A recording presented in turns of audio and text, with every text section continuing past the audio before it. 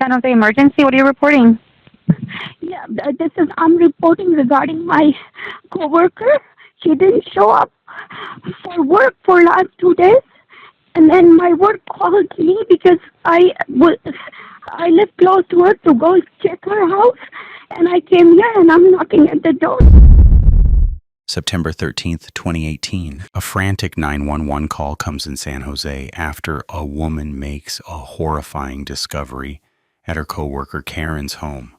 The front door isn't locked. When she pushes it open and steps inside, she finds Karen sitting in a chair, covered in wounds, curious. As officers begin investigating the scene, they start asking a simple question: who saw Karen last? That's when they come across an old man closely related to the victim. He casually tells officers he had visited her recently, even brought pizza, and spent some time talking. Tense. But something about the way he says it feels off, because while talking about the last time he saw Karen alive, he isn't grieving. If anything, he's smiling. On the morning of September 13th, 2018, a quiet neighborhood in San Jose, California, became the center of a homicide investigation that would eventually challenge investigators in a way few cases ever do. At first glance, it seemed like an ordinary welfare check. A woman hadn't shown up for work, something that was completely out of character for her. Concerned co-workers tried calling her, but no one answered. Eventually, one of them decided to drive to her house. She expected to find someone who had overslept, perhaps someone feeling sick or unable to answer the phone. Instead, she walked into what detectives would later describe as one of the most disturbing crime scenes they had encountered. What followed wasn't just a murder investigation. It became a case built almost entirely through tiny pieces of evidence that, when placed together, formed a timeline no suspect could easily explain. And one of the most important witnesses wasn't a person at all. It was a smartwatch. Karen Navarro was 67 years old and had spent nearly 45 years working as a pharmacy technician at the Regional Medical Center in San Jose. Friends and coworkers described her as dependable, quiet, and incredibly dedicated to her work. She lived a simple life, rarely attracting attention and following the same routine almost every day.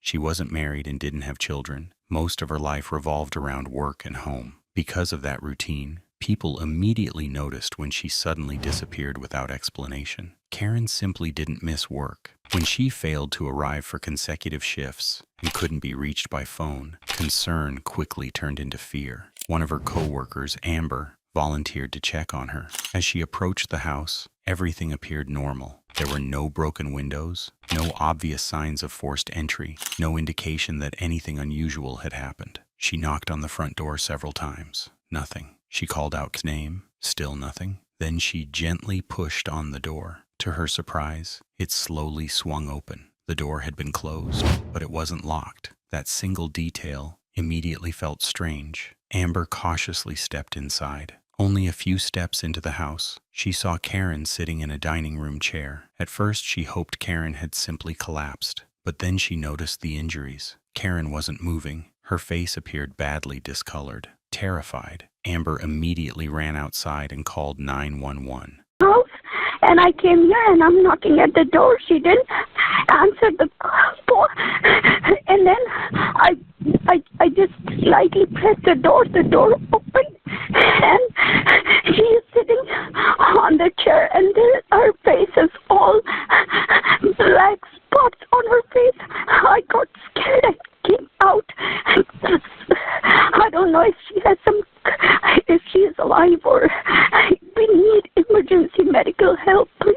Okay, what is the address where you are right now? During the emergency call, she struggled to explain what she had just seen. She told dispatchers that Karen hadn't shown up for work, that she had found the front door unlocked, and that Karen was sitting motionless inside the home. Within minutes, police officers and emergency responders rushed to the address.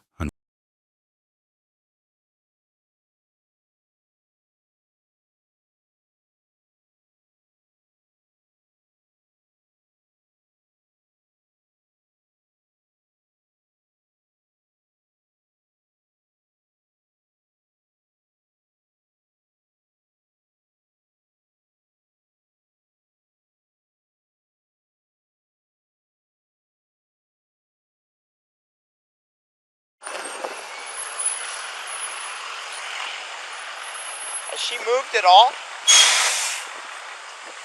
Okay, they're good. Thank you very much. Is she moving at all?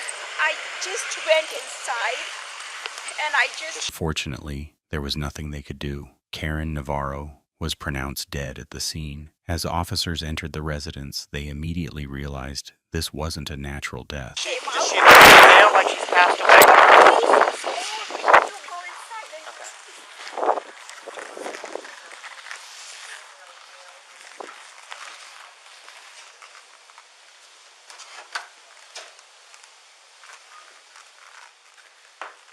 Hello, San Jose Police? Hello? San Jose Police? She's probably gonna be 1055. Oh, yeah? Yeah. Oh, yeah. Oh, she did that herself. Yeah. William 1, subject's 1055. Karen remained seated in the dining room chair, exactly where Amber had found her. Her body showed extensive injuries. The amount of blood present throughout the dining area suggested an extremely violent attack. Investigators carefully documented every inch of the house before moving anything. Several details immediately stood out. Near Karen was a large kitchen knife resting in her hand. At first glance, someone might assume she had somehow injured herself, but almost immediately, detectives began questioning that possibility. The injuries were simply too severe. Multiple wounds covered her head and neck. Blood stained nearby furniture, walls, and household objects. Several chairs had been knocked over. Drawers inside nearby rooms were open. The entire scene suggested violence, not suicide. Another unusual detail caught investigators' attention. Sitting on the kitchen counter was a pizza wrapped neatly in aluminum foil. Nearby, slices of pizza lay scattered across the floor. Why would someone leave food behind during such a violent confrontation? It seemed insignificant.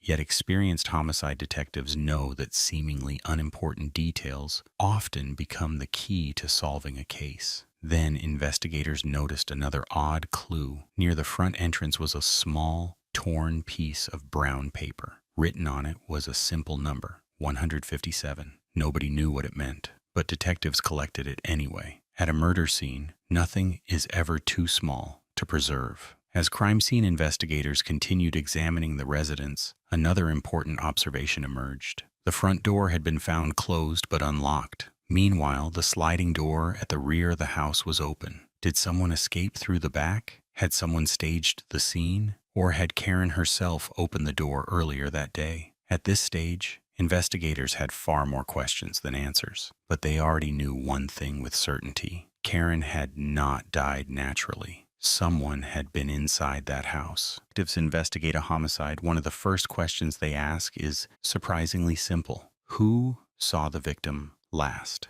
Answering that question often provides the foundation for the entire investigation. As officers began speaking with neighbors, co-workers, and relatives, one name immediately stood out: Anthony Aiello. Anthony was 91 years old. He was Karen's stepfather, having married Karen's mother years earlier. Although Karen generally lived a private life, Anthony remained one of the few close family members she saw regularly. When officers approached him, Anthony willingly spoke with investigators. He appeared cooperative, friendly, even talkative. He explained that he had visited Karen only a few days earlier. According to him, he had brought homemade pizza and biscotti cookies to her house before returning home. At first, nothing about that seemed unusual. Families bring each other food all the time, but detectives noticed something that was harder to ignore: his demeanor. Despite learning that Karen had been found dead, he didn't appear visibly devastated. He smiled during parts of the conversation. He laughed occasionally. His emotional reaction didn't match what investigators normally expected from someone who had just lost a close family member. Of course, detectives understand that grief affects everyone differently. Some people cry, others become silent, some even laugh nervously. None of those reactions automatically indicate guilt. Still, experienced investigators are trained to notice behavior that feels unusual. Anthony calmly explained that he believed he had visited Karen on Friday afternoon. He estimated arriving around 3 o'clock. He said he stayed only briefly before leaving. Karen even picked a pair of roses for him before he left. It sounded like an ordinary family visit, nothing more, nothing less. But detectives weren't satisfied with stories alone, because unlike witnesses, physical evidence doesn't forget. And soon technology would begin telling its own version of what happened that Saturday afternoon. For homicide detectives, interviews are only one piece of the puzzle. People forget. People make mistakes. Sometimes people lie. But digital evidence doesn't have emotions, and it doesn't change its story. If Anthony had really visited Karen for only a short time before leaving her alive, there should be evidence supporting that account. Detectives decided to verify every single detail he had given them. The first step was obvious. Find surveillance cameras.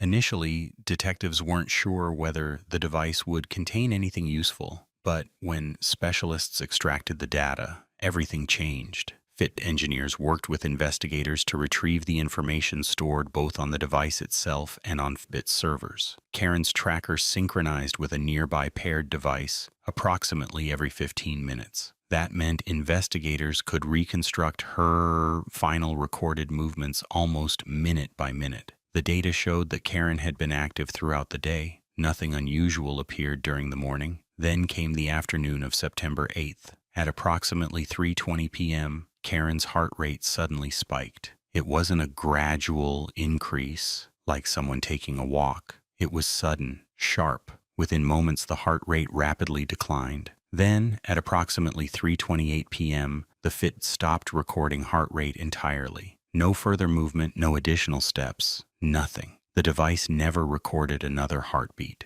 For detectives, the implications were enormous. Karen had almost certainly died between 3:20 and 3:28 that afternoon. Now they compared those timestamps with the surveillance footage. Anthony's Corolla arrived at approximately 3:13. It didn't leave until around 3:33. That meant one undeniable fact. Anthony was still inside, or at least still at the property, during the exact window when Karen's Fitbit recorded her final moments. It was the strongest piece of evidence investigators had seen so far. Keeps coming in. Like, take for example, the knife that was put in her hand actually has a stamp on the side of it. It says Flint Stainless Vanadium, made in USA. Just so happens you have the same stamp on a knife in your backyard, in your little work area, your little potting area. And my knife in the backyard? Yeah. I don't know. I maybe somebody got many borrowed. knives. Maybe Since somebody I was a borrowed butcher, a knife. I don't know. You know, since I was a butcher, I got knives coming in my ears. That's not so concerning. What's more concerning is this blood splatter on this shirt. That's way concerning, because spotting like that doesn't occur when you cut yourself. It doesn't occur when you cut yourself. You'll get smears, but you don't have spotting like that. Well, it depends what kind of cut. Sometimes you cut yourself or you shake your hand, you know, whatever, and blood splash. Yeah, maybe, but if you shake it, if you've ever cut yourself before, you know that when you shake it, when it comes off, it actually gives like a mark. It's almost like a streak, because it falls weird, because blood's not like water. It doesn't just go. You'd be surprised. I mean, it actually kind of stretches out a little bit. Well, these aren't stretch out spots. You can see them. They're like straight drops, which indicates to me, but you know, I'm just a layman, indicates to me that it's from some type of impact. So here's my thought. While you're in process of doing this, you're getting that cast off all over you. And we didn't get it all off. We didn't get it all out. And we threw it in the clothes hamper hoping that it'd go away. Hoping that our mistake went away. Hoping that this thing that happened in an instant could just all go away. Detectives arranged another interview with Anthony. This time, the conversation took on a very different tone. Anthony maintained his innocence. He suggested perhaps someone else had entered the home, but detectives had already reviewed the surveillance footage. They hadn't seen anyone, no visitors, no suspicious vehicles, no one entering or leaving. The evidence kept pointing back to the same person, Anthony. Despite the mounting pressure, detectives remained careful. They knew that circumstantial evidence alone isn't always enough to secure a conviction. Yeah. Someone take over voice on my left. All right, I got it. Sir, San Jose Police, come over here. Oh, you betcha. Hey, come over here. What's going on? Let me see your keys. All right, turn around. Turn around. Turn around. Wait, what is Hold this? on. You're being detained right now, okay? The arrest itself was calm. Anthony appeared surprised but cooperative as officers approached him. He was asked to turn around, informed that he was being detained, and searched for weapons before being transported to the homicide unit. For everybody else, What happened to primary, go for it. Okay, copy. Copy. No weapons or anything on you, sir? No, I got a radio and my wallet. Okay. What's cooking it?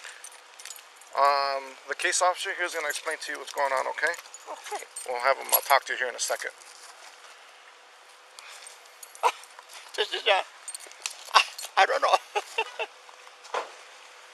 While Anthony was taken in for questioning, another team executed a search warrant at his home. Every room was photographed, every drawer opened, every piece of clothing examined. Investigators weren't searching for a confession. They were searching for something far more reliable: physical evidence. The first discovery came from a laundry hamper. Inside were several pieces of clothing with small reddish-brown stains scattered across the fabric. To the naked eye, they appeared insignificant, but investigators knew that tiny stains often reveal enormous stories. Preliminary testing suggested the stains were blood. A pair of men's pants showed discoloration around both knees. A striped button-down shirt displayed multiple small spots across the front. A white undershirt also contained stains. Each item was carefully packaged and sent to the crime laboratory. But detectives weren't finished. Specialists applied chemical reagents throughout the home designed to reveal traces of blood that had been cleaned away.